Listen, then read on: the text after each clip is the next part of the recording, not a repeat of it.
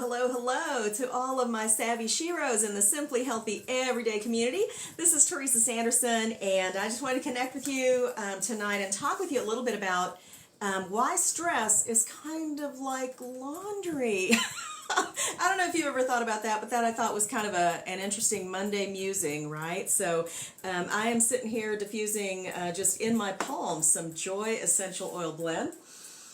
You know, it's the end of the day, it's the end of a Monday, and so de-stressing, decompressing is kind of an important deal. But stress, you know, is kind of like the laundry, and when I came up or was doing some research for this Creating Better Sleep workbook that I put together here recently, I was chatting with my husband about stress and asked him, you know, what is so frustrating to you? You know, about stress in your life, and he was really quick to reply that it just keeps coming at me.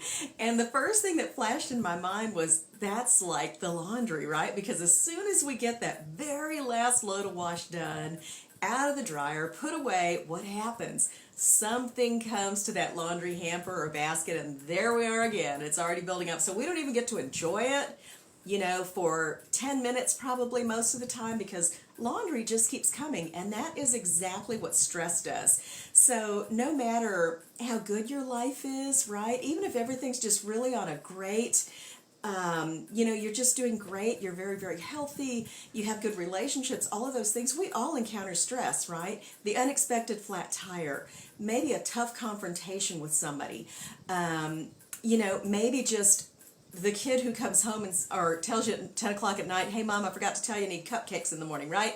All these things happen and create stress in our lives. So some stresses are simple and easy, and some, you know, continue forever, you know, like relationships that just aren't the best. You know, those are always stressful. Even maybe coworkers that, you know, those relationships can be hard.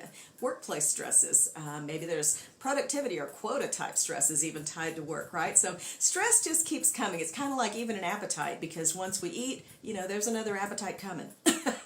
And we're going to be hungry again. So a couple of these things we can count on. We can count on our appetites coming, we can count on the dirty laundry, and we can count on stress in our lives. And stress is a big deal because it does cause women to lose sleep at night.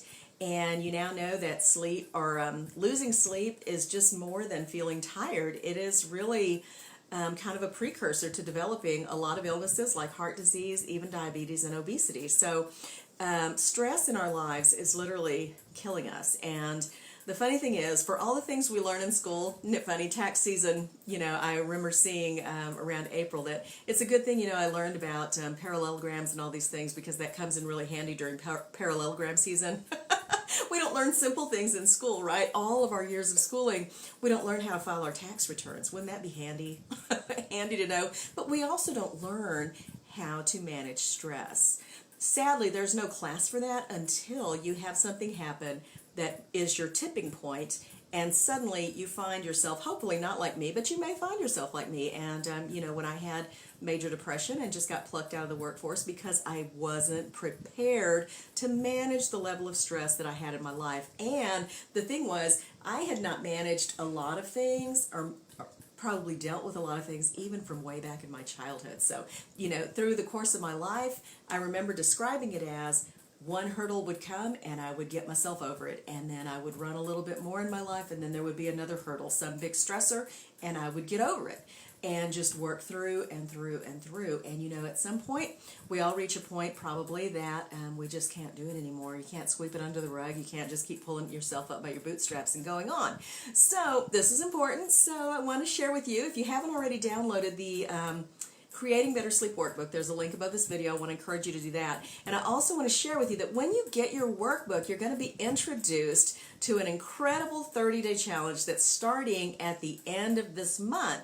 It's called From Exhausted to Exhilarated, the Exhausted to Exhilarated 30-day challenge. It's going to be led by me. We're going to get together and do some hard work over 30 days. We're going to learn a lot of great stuff. But when you, you know, you're going to learn pretty much, I'm going to give you a toolkit for managing and dealing with stress in your everyday life. That's what it's all about. But it happens over 4 weeks. The lessons are going to be pretty quick. They're going to be available for you, you know, on a recorded basis if you don't catch the lives. But it's going to be a very intensive training or challenge, and it's designed to give you some really mind-blowing coping skills that are going to help you do a couple things. Number one is greatly decrease the stress in your life.